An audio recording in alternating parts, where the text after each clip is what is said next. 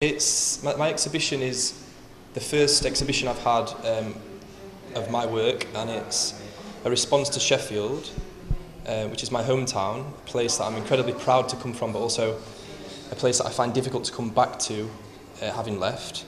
And I wanted to use the skills and the knowledge that I've acquired in the last 5 years at art school in London to respond to Sheffield with a new pair of eyes. I've seen various pictures of your artwork, and most of them reflect about Sheffield. Why did you decide to do that? Well, it was just specifically for this show. I mean, I knew that I had 7 weeks before I left to go back down to London, so I knew that I wanted to use the things that I've done in the last 5 years in a solo exhibition. I knew that I wanted to raise a profile. So it seemed to just make perfect sense. Sheffield feels very different now to what it felt like 5 years ago when I left. But when I left, I was struggling to find work, even as an electrician. I was working in a pub. Things just feel a lot more positive now, and there's so many new buildings popping up everywhere. There's so many new ventures, little creative outposts, just activity going on that just wasn't there 5 years ago. So it fell into place. I decided, let's make it about Sheffield. I know what Sheffield was. I'm not sure whether I know what Sheffield is and what it's going to be. So I thought, why not make a show about that? So what's your main aim for this project or for this exhibition?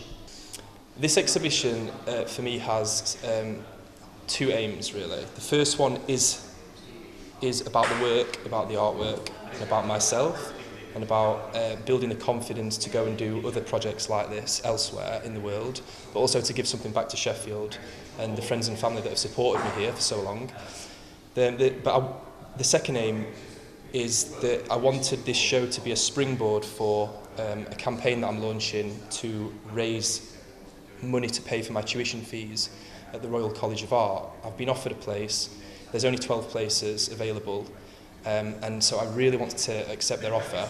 But at this time I'm struggling to find the money to pay for the tuition fees, so I'm about to launch a crowdfunding campaign, and I thought it would be a very appropriate time to do that off the back of this show. And yeah.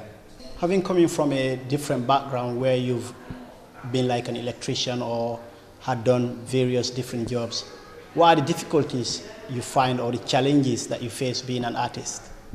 Oh, that's a great question. That